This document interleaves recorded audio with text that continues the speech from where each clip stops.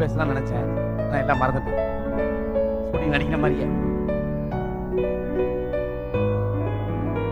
அதாவது இதுல ஒரு அற்புதமான விஷயம் என்னன்னா, நகைச்சுவை நடிகர்கள், அதாவது சாதனை பண்ணவங்க நகைச்சுவை நடிகர் அவங்க பேர்லயே விருது. இது ரொம்ப பெரிய விஷயம். எல்லாம் வந்து அவங்க பேர்ல இவங்க பேர்ல அரசியல் அப்படிதான் கொடுப்பாங்க. அது மாதிரி எனக்கு ரொம்ப சந்தோஷமா இருக்கு. அதனால தான் எல்லாரும் வந்து ஒன்னா சேர்ந்தோம். அதான் நான் எல்லா காமெடியும் சொன்னேன், நம்ம பேர்லயும் 50 வருஷத்துக்கு அப்புறம் அவார்டு கொடுப்பாங்க, அதுக்கு நம்ம என்ன செய்யணும் அப்படின்னா, என்எஸ்கே அவர்களும் தங்கவேல் மாறியும் சந்திரபாபுக்கும் மருதமாவனும் தர்மங்களை செய்யணும். இந்த தர்மங்களை ஒண்ணு செய்தால் 50 வருஷம் தேவையில்லை, 25 வருஷத்துக்கு அப்புறமே கொடுப்பாங்க. எந்த மாற்றம் இல்லை. அதாவது அவர் விவேக் சார் சொன்னார், அவர் சொன்னது உண்மை, எந்த மாற்றம் இல்லை. நான் எம்ஜிஆருடைய பெரிய நைட்டு 1 மணிக்கு தப்பு நினைச்சு சாங் போட்டால் எம்ஜிஆர் பாட்டு தான் கேட்பேன். சமீபத்தில் ரொம்ப கோபமா இருந்தா நான் எம்ஜிஆர் பாட்டு கேட்பேன். குழப்பமா இருந்தா இளையராஜா பாட்டு. இதுதான் என்னுடைய கேரக்டர். என்ன பண்றதுன்னு தெரியல. நம்மளை பத்தி சொன்னவனை இப்படி பண்ணிடணும் அப்படிங்கிற மாதிரி நைட்டு 1 மணிக்கு போய் வீட்டில் உட்கார்றேன். பத்திரிக்கைலாம் போன் பண்றேன், என்ன சார் நீங்க வேற அப்படிங்கிற ஒரு காலகட்டத்தில் அப்படியே டிவி ஆன் பண்றேன். எம்ஜிஆர் பாட்டு அது கரெக்டா நம்மளுக்கு ஏத்த மாதிரி. மனதாலே கோபம் நீ வளர்த்தாலே பாவம், அன்பான தெய்வம் தெய்வீகம், அப்படி அப்படி இறங்கிடுச்சு. அந்த ஒரு வார்த்தை தான் நம்மள வேற யாரும் கண்டுபிடிக்க முடியாது. அவர் முகத்தை பார்த்தா கண்டுபிடிக்கும். அதனால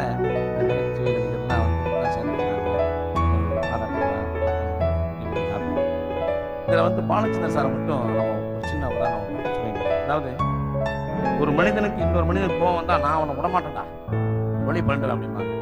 வேற வகையில கோவம் வந்தாலும் அதுதான் சொல்லுவாங்க. ஆனா பாலச்சந்திர சார் மட்டும் திறமசாலைக்கு வந்து அவர் விடவே மாட்டார். எங்கேயாவது எவரையாவது எடுத்து வந்து அவர் தான் திறமசாலை இந்த கோடி வரைக்கும் அந்த கோடி வரைக்கும் கோடி கோடியா வாங்குற எனக்கு ஹீரோக்குள்ளே அவர் தான் இங்கிலீஷ். ரொம்ப பெரிய விஷயம். எனக்கு எந்த ஃபேமஸ் ஆகி போச்சுன்னா, அந்த மிமிக்ரியில இந்த ஃபைட்ஸ் எஃபெக்ட் கிட்டத்தட்ட 300 படங்களுக்கு நான் தான் கொடுத்துருக்கேன். இந்த லேட்டஸ்ட் சந்திரமுகி வரைக்கும் நான் தான். அதை எப்படி கொடுக்குறேன் நான் உங்களுக்கு சொல்லி காட்டுறேன். அதே மாதிரி ஒரு திறமைசாலி இன்னொரு திறமையை நேசிக்கணும். இதுதான் என்னுடைய கேரக்டர். என் கூட 2 பேர் இருக்காங்க, புதுமான டான்சர். இப்போ அந்த சவுண்ட் எப்படிங்கிறது பார்த்தீங்கன்னா, இந்த 36 சாம்பர் ஆஃப் சவுண்ட், இந்த கும்ஃப் ஆஃப் சவுண்ட் ஸ்டெப் ஸ்ரீங்க, இந்த மாதிரி படத்தில் எப்படி மாஸ்டர் பேசிவாங்க, சிஸ்டர்ல பேசிக்குவாங்க, அவங்களோட பேசி எப்படி ஃபைட் பண்ணிக்கிறாங்க ஒரு சின்ன effect. Master, jag ska ta Kung Fu Soundstep, vilken det kan ta höj. Det är små.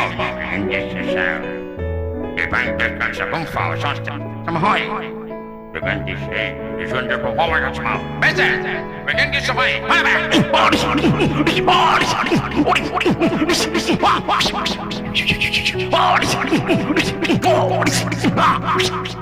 இந்த எஃபெக்ட் தான் கிட்டத்தட்ட ஒரு 300 படத்துக்கு நான் கொடுத்துருக்கேன்.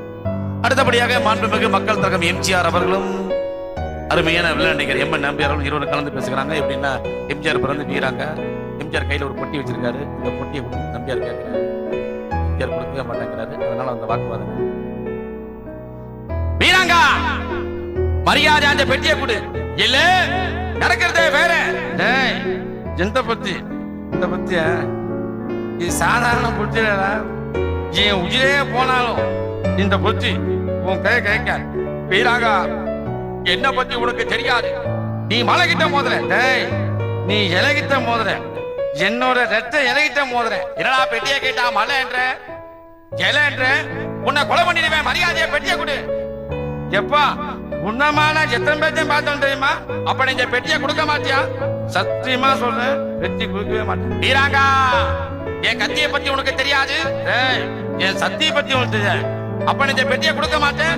இப்போ அதுதான் சொல்லுவேன், நாளைக்கு அதுதான் சொல்லுவேன், பெட்டி கொடுக்கவே மாட்டேன். அப்படி நான் பரவாயில்ல விடு, நான் ஒரு அட்டை பெட்டி வாங்கிக்கிறேன். நன்றி. இப்ப சமீபத்தில் நாங்க டெல்லி போனோம். நானு, ஆட்சி அம்மா, நிறைய நடிகர்லாம் போனோம். அப்துல் கலாம் சாரை பார்த்தோம். அற்புதமான விஷயம். 1/2 hour யாரும் என்ன வேணா கேள்வி கேளுங்க அப்படின்னா, அம்மாளுக்கு விடுவாங்களா கேள்வின்னா விதவிதமா கேட்டாங்க. ஆனா எல்லாத்துக்கும் ஒரு விடையை பத்தி தான் சொன்னாரு. நாடு நல்லா டெவலப், நல்ல பசங்க படிக்கணும் அப்படின்னு. எதுக்காக சொன்னா, 32 பேர் போனாங்க. யாரையுமே அவருக்கு தெரியல. நீங்க எதுக்காக சொல்றேன்னா, ஆட்சியை மாத்திர பார்த்து அம்மா எப்படிமா நீங்க 1000 படத்துக்கு மேல ஹைட் பண்ணீங்க? சும்மா சொல்லக்கூடாது. அதுதான் திறமைசாலி. பாருங்க என்ன பிரமாதம், ரொம்ப சந்தோஷப்பட்டான். ஹாஃப் அன் அவர் டைம் முடிஞ்சு. அந்த மாதிரி நான் பண்ணும்போது எத்தனையோ பேர் இருக்கீங்க. நான் பிறக்கிறதுக்கு முன்னால் நடிச்சவங்க வந்து முன்னால் சந்தோஷம் தானே, அந்த சந்தோஷம் வெளிப்படுது. அதுக்கப்புறம் இந்த மேடையில் ஒரு அற்புதமான கலைஞர் வர்றார். உயரத்தில் வந்து அவர் வந்து ஒரு அரடி தான், ஆனால் உள்ளத்தில் அவர் 7 அடி. அற்புதமான மனிதர். ஒரு தனியாக வந்தார், சொந்த வீடு கட்டினார், 2 தங்கச்சி கல்யாணம் செய்தார். அவருக்கும் கல்யாணம் ஆகிவிட்டது. அவருக்கும் அவரை போலவே ஒரு ஆண்மகன் பிறந்தது. உயரமாக எந்த மாற்றம் இல்லை. திரு கிங்கா